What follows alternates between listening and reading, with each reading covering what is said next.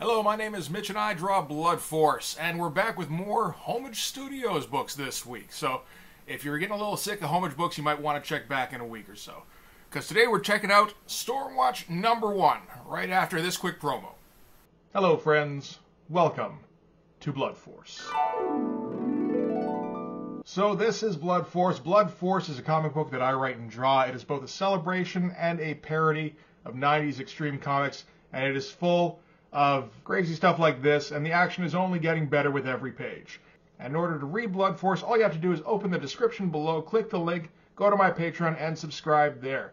By subscribing on my Patreon, not only do you get access to the Blood Force comic, all of it in its entirety, you also get access to every video that I make before I post it to YouTube, usually about a week or two in advance, as well as the pre-Blood Force stuff. So we're talking about the sketches I made coming up with Blood Force, as well as a couple of projects I worked on before I did Blood Force. All this for just $3 American. You cannot get Arm Blades and Vengeance for a better price. So subscribe today, let's get Blood Force out on those shelves, and let's give the world the comics it deserves. Okay, so March 1993 is an interesting time in Image Comics. Every Image Comics creator has had a chance to get a few issues under their belt with their mini-series, for their own series. The Deathmate crossover has started anyway. The Valiant stuff is done. That's something. And I like to think of narratives for, Image around this time. One thing that strikes me is that there may have been a little bit of an arms race for expansion titles. Because Rob Liefeld hits the ground running. He's the first one on the scene with Youngblood #1. Then he puts out Brigade a few months after that. And then he puts out Supreme a couple months after that. By the time we get to March of 1993, he's already talking about putting out Youngblood Strike File and Youngblood Battle Zone as well. So, and this is at a time when, it didn't really matter what your content was. What mattered was the amount of hype. And hype was at a fever pitch. Which is how books like Brigade #1 ends up on, one of the top 50 best-selling comics of all time. Or whatever the number is. It's up there. It's got 850,000 copies ordered or sold, something like that. So, Rob's got revenue coming in from 5 different books. Jim Lee isn't the kind of guy to just throw his shit out there. He strikes me as more of a very careful, don't count your chickens before they hatch kind of guy. Rob seems like the kind of guy loves to count his chickens, regardless of what state they're in. So I guess they get to a point where things seem stable enough. The orders keep coming in, regardless of how late your books are. That was a thing that would change eventually, of course. And Darker Image #1 came out just before this. So all the process of soliciting for it and getting the orders, all of that would have gone through. The hype was through the roof for Darker Image. It wasn't right up there with the launch stuff, but it was like a bit of a rebound from some of the later issues. Stuff like, something #3, Youngblood #3, Savage Dragon #3, all that kind of shit. It had started to kind of reduce a little bit in intensity, and it went back up for Darker Image #1. So, that's Jim Lee's first expansion, really, with Deathblow. And now we get Jim Lee's second expansion, his first team expansion with Stormwatch, which he'd have a bit more success with. So this is also going to be the first of the Homage freelance artists, I guess, really. Because I don't believe Scott Clark created any of these characters. These kind of look like Jim Lee designs. Anyway. Maybe with Fuji. I don't know. Fuji seems kind of simplistic for Jim Lee. But we're finally getting to see Jim Lee handing over the reins to an artist that he's picked up. So Scott Clark is a guy, it seems to me, it's a little difficult to find information, but it seems to me that he broke into comics maybe a year or two before Image started up, in Stormwatch specifically. And he got some work at a couple of indies. And seeing the state that he's in this issue, which is pretty much... this is a dude who can probably handle a monthly title, at least in terms of quality. Maybe not superstar status. Not yet. But a guy who could get there, conceivably. So at this time, Scott Clark is 23 years old, which is a good time to break into comics. He's got a couple of years' worth of experience under his belt, probably ironing out a couple of his flaws. He's still got a couple left over, but he's starting to really figure things out. And I imagine he's sending out his portfolio to all sorts of companies. Jim Lee happens to be the one to snag him up, which is not... Well, I mean, I have to assume there's an element of Jim Lee offering better rates than someone like Marvel or DC, because Marvel or DC need the talent at this point, desperately. And maybe just a little bit of, I don't know, a little bit of extra reputation. Going to work at Image, you make all sorts of money, theoretically. And you get propelled to that superstar status a lot quicker. You're hobnobbing with the best artists in the business, all that kind of stuff. I can definitely see why Image would have been the more attractive choice. So, what do we have with Stormwatch? Stormwatch it's a super team. It's a regular ass super team. The major difference is that this is it's a government backed super team, but not a specific country. This is UN backed. So that's a little interesting, because potentially you can send a super team to all over the world to go and, police the world. There's all sorts of ways you can go with that. You can go dystopian. You can go, you can go with like special forces kind of stuff. They would eventually, of course, once Warren Ellis got hired on as the writer, they would push it into more interesting international politics situations. At this point, it doesn't feel like they're quite there yet. Surprise, surprise. So, starting with the cover, good cover. I mean, we know Jim Lee can draw a pretty good team shot, This doesn't look like it's inked by Scott Williams. Looks like it's just Jim Lee. I mean, you can kind of tell by all this junk around Fuji here. That's Jim Lee doing his drawing with his microns and his markers and shit. But no, pretty good. And yeah, so they break down what the main story is here. I don't know if anybody ever saw this. I tend to gloss right over this kind of shit because it doesn't look like anything. So in 1991, the world witnessed the disintegration of the Soviet Union. That's a mere 2 years before this. You forget exactly what kind of old Image is sometimes, While the event signaled the end of the Cold War, it also marked the end of Soviet control over Eastern Europe. After nearly 50 years of Soviet oppression, these nations were free once more to govern themselves. Unfortunately, not all of them prospered under the newfound freedom. So, the mission on this one is to...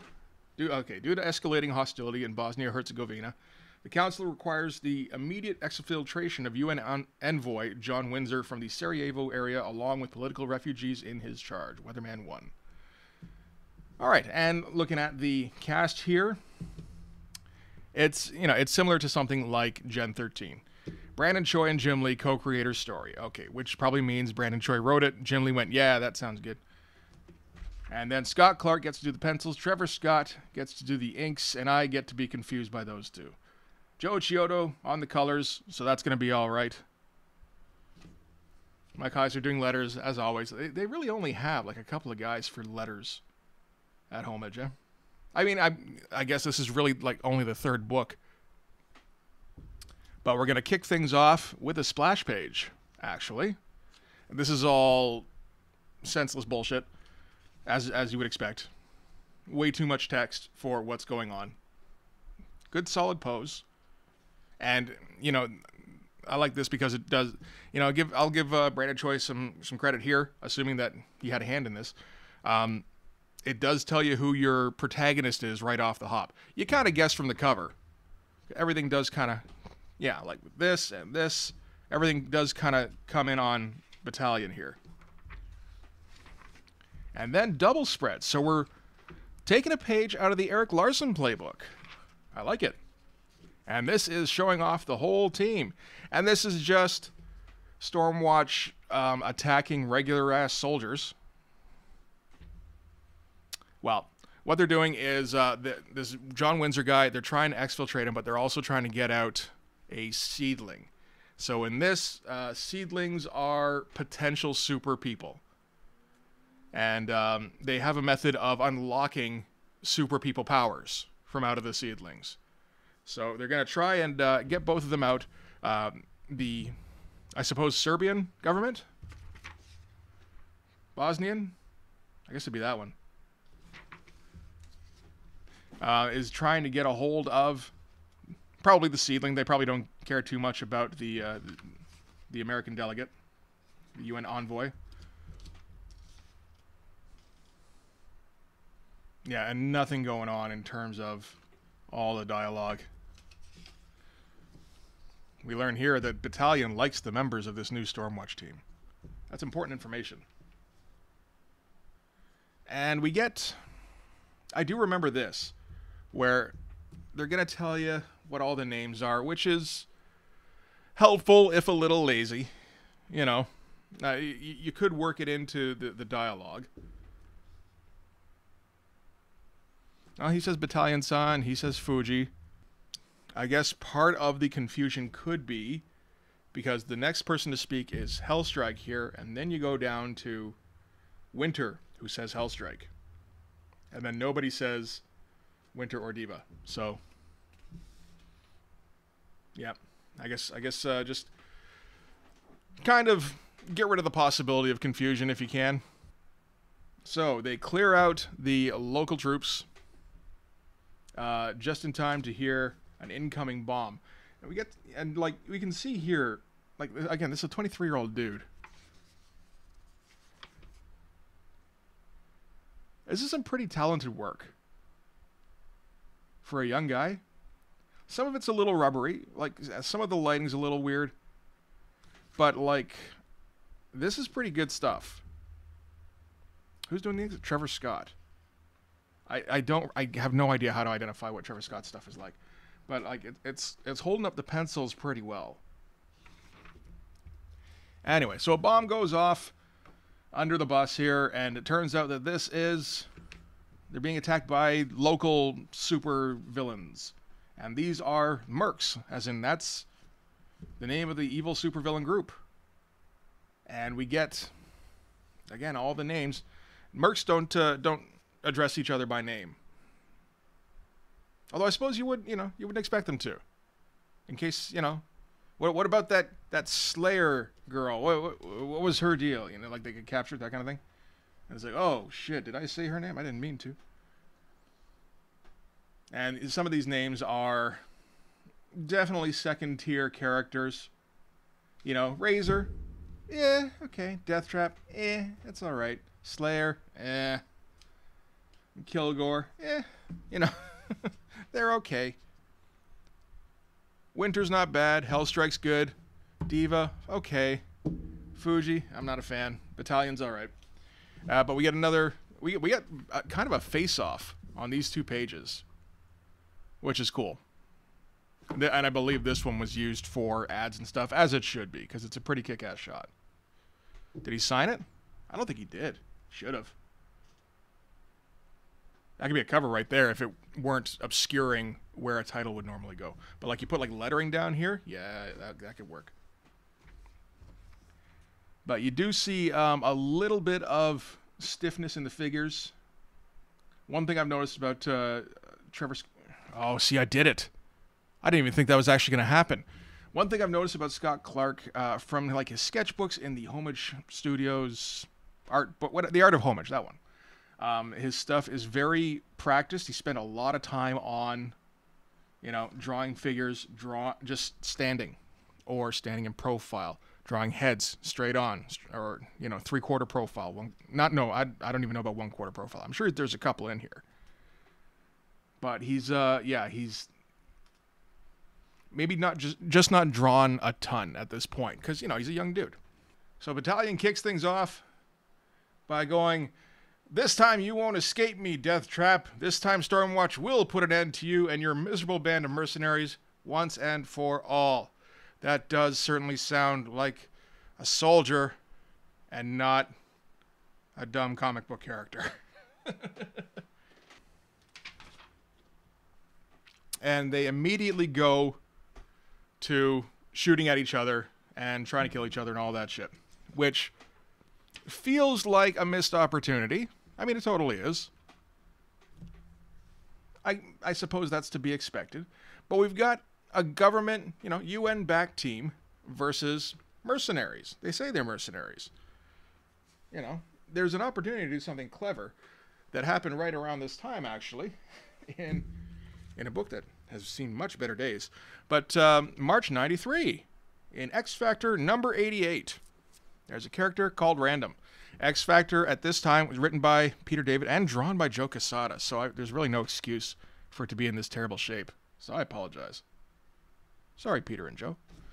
But at this point, XFactor is kind of taking over for Freedom Force. They're a government-backed X team. And there's this guy, Random, who's been hired to take out a bunch of... what are they? The expatriates, I think they're called. Everything with an X in front of it has got to be, some kind of mutant thing. So, Random is a mutant who's kind of unstoppable, and he's been hired to kill the expatriates, or at least attack them, drive them off, that kind of thing. And XFactor is brought in to defend them, I suppose. And so after some initial fisticuffs, Donnybrook kind of shit, team leader Havoc approaches, puts his hand in his pocket, and go, whoa, whoa, whoa, whoa, whoa, take your hand out real slow. And Havoc brings out his checkbook, because he works for the government. So he can just write a check in excess of Random's fee. Because he says he's being paid $2,000 to take them out. So here's $4,000, fuck off. And you got it. And it's a fun little exchange. And that's the first time I've ever seen that. I think I've seen it once or twice since then. But, could have done something similar, but no. We're a little too dumb for that. So they're just going to shoot at each other. Decent poses here. Maybe I speak too soon when I say that the guys look stiff. I don't know. We get, naturally, girl versus girl. Fuji versus some dude who I don't think was listed at the beginning here. Unless that's Kilgore. Doesn't seem like it should be. He's got wristbands. He has wristbands. He doesn't. He's got tubes on his back. Yeah, that's a guy. That's a different guy that just wasn't there. Not a lot of room to fit him in, I guess. Maybe back here, but then, you got no space for a word balloon. It's tough. During the fight, the bus gets damaged. Windsor is going to try and get the kids out on foot, which is dumb. Maybe wait until the area is clear. And Deathtrap here decides to shoot Windsor, who is also known to Battalion. He trained him. Some shit like that. Oh, pit crossover coming up. Always down for good pit crossover.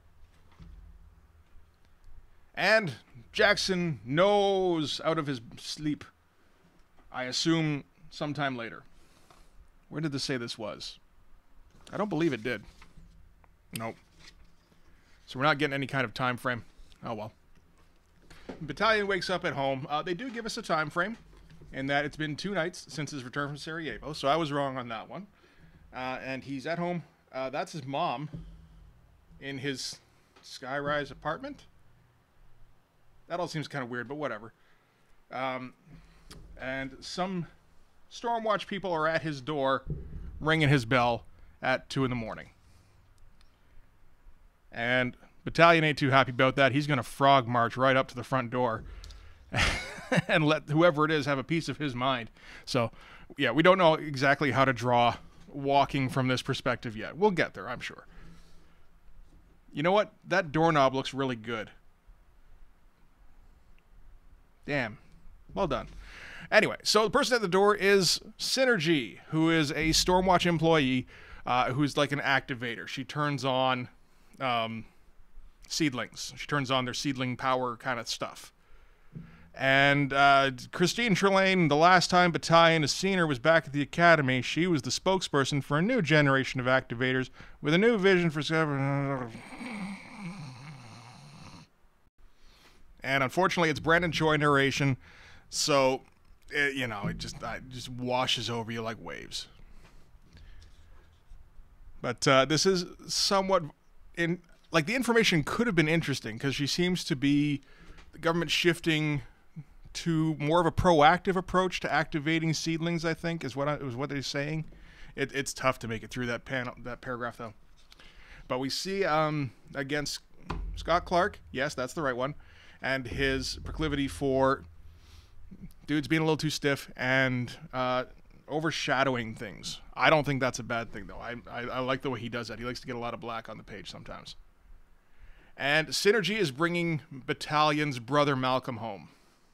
And I find this page funny because Scott Clark does not want to draw this page. The only thing Scott Clark is interested in drawing on this page is Battalion, but not from this angle. And Synergy's face. He's okay with that too. The rest of it, man, get the fuck off my board. So, it turns out that Malcolm, through a haze of fucking exposition, he's been caught for stealing stuff. But luckily, his brother works for the UN, so he's not going to get super arrested. He's just going to get house arrested. And so Synergy leaves with the cops, and Battalion challenges his brother to a 2 a.m. pose-off. Let's go, you and me. Some good-looking shit. So anyway, Malcolm was hanging out with a couple of losers, and they were breaking into stores, stealing TVs and stuff. And, they were only, they were hefting those TVs. It might only be a 10-inch TV, but that thing probably weighed about 150 pounds. Good face. I gotta wonder if that's a reference? Like, if he used a reference for that? Shadows are all pretty good. Even the backlighting. And the way the hair is backlit as well. There's some good stuff in there. Oh, that's not Mark Texiera. That's some Jim Lee Union right there. Didn't think we'd ever see any of that. And you see that, you're like, oh, so it is a Jim Lee design character. Okay. That makes sense. So anyway, Malcolm was lifting TVs with his buddies. They ran from the police. One of the buddies was extremely stupid and shot at them and didn't realize that you get a much worse sentence for, attempting to kill a police officer than you do for fucking B&E. So Malcolm's not buddy gets, he goes and he scrambles for the gun. His buddy gets shot in the fracas here. And yeah, it doesn't look too good for Malcolm, but like I said, luckily he's got UN relatives. And again, this is all stuff Scott Clark doesn't really want to draw. He wants to draw muscle dudes fighting. But he's going to grit his teeth and bear it. This ended up looking all right. This one, he's just, I know how to draw a silhouette. I know how to draw a face. And I'm getting out. So then we cut to wall of text. Look how much text on these 2 pages. That's not okay. I say as I'm sure I just did the thing where I added in a couple of out of context Blood Force pages, but mine's funny. I mean, this is a little funny too, but part of that is the unintentionality, and it's completely unnecessary. All of this is Stormwatch's HQ, and this is the Weatherman, and he runs Stormwatch HQ. That's all we needed to know, really. Nice skyline though. That does not look like it was dashed off. That looks like he worked out some perspective, or at least faked it pretty well. That's some frustrating shit to draw. And there's some sort of nuclear signal somewhere. They're like, is this, should we alert Stormwatch? No, they've got shit to do. So they're going to be going to the funeral of that Windsor dude. Because he was a UN delegate kind of guy. And we get an ad for Wildcats #0, or with a drawing by Brett Booth. And I looked it up. He's 20 years old when this is drawn. So anything kind of, off the cuff I've said about Brett Booth up to this point, just erase it. Because, this is some impressive shit for a 20-year-old. It's not 100% there. I wouldn't expect it to be. Give it 4 years. I'm sure he'll be fine. So, back to the funeral here. And the funeral is going to get crashed by the Mercs. including the guy who didn't make the group shot last time. Now we get to see him. And not Razor, because I think she got shot down at the beginning there. It's hard to tell exactly what happened to her. I'll deal with Razor myself, and then she just kind of face plants into this bus. And she's not heard from again. That's the end of that. And they're going to have their fight at the funeral. Again, maybe pay him off. Like, just get him to leave. I don't know. Shouldn't there be, like, extra superheroes at this kind of thing?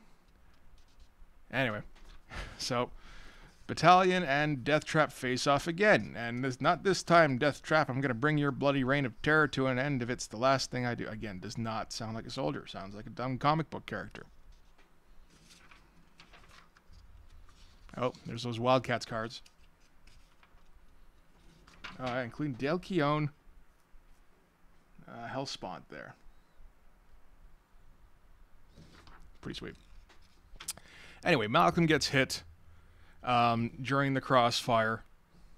Nothing here is too impressive looking. It's all okay. But Synergy's going to activate Malcolm and turn on his seedling powers, because apparently he's a seedling. Oh, that's why they're there, is to take Malcolm. I mean, you got to wade through a shit ton of exposition to find out, but that's why they're there. So she turns him on, and there. I feel like that's a reference to something. Oh, Beauty and the Beast. There you go. the ending. I'm not putting a clip of that in here. That's a sure way to get this taken down somehow. All right, and Deathblow #1 coming out this month from Homage. The issue itself, I mean, it's a curiosity. This is much more interesting to me. Yeah, that was a much more interesting looking book. And Deathmate Black coming soon. Man, I think this is one of those ones I've had since it came out, because this book is in kind of rough shape too. All right, so that was Stormwatch #1. Looked good anyway. Boring, go nowhere story. But, I mean, you know, it sets the stage, and it had an interesting premise. And you got a artist who can go. So, like, yeah, you can turn this into something very easily. It's interesting looking back at the methods between Rob Liefeld and Jim Lee, because Rob Liefeld was, I got to get me anybody who can turn out pages. And I got to get them as soon as possible. I got to get those orders in, max them out. 700,000, 800,000, whatever I can get. Get the books on the shelves, at least the first one. After that, doesn't matter. They'll keep reordering. Doesn't matter if the guys can't really draw that well. You know, nothing against, you know, Dan Fraga, Jeff Matsuda, Dan Panosian, or Richard Horry. There you go. Those are the ones I can remember that I have nothing against. You know, they don't have the reps. They don't have the chops yet. Some of them wouldn't get it. Some of them really would, but not at this point in the career. Jim Lee is going to wait until he's kind of solidified his empire, I think. And then once he's sure he's got artists who can hack it, he's going to start putting out spin-off books. And I mean, the guys he gets are quality, you know. Brett Booth is going to be working on Stormwatch pretty soon. After this, J. Scott Campbell is going to be on Gen 13 in like 6 months. Whatever it was. The Homage guys are kind of the tops in the field guys now, which is interesting, like I said. Anyway, so we'll do Stormwatch #2 next time. That'll be fun. I haven't looked at that in like 30 years. In the meantime, if you like this video, please hit like, hit subscribe, hit the notifications. Go follow me on Twitter. More importantly, go and subscribe on Patreon. That's where all these videos go before I upload them to YouTube, usually about a week or two in advance. That's where all the Blood Force pages go, as well as all the process stuff and all of the Patreon exclusives. So well worth checking out. In the meantime, thanks for watching this video. I'll see you guys in the next one. Bye-bye.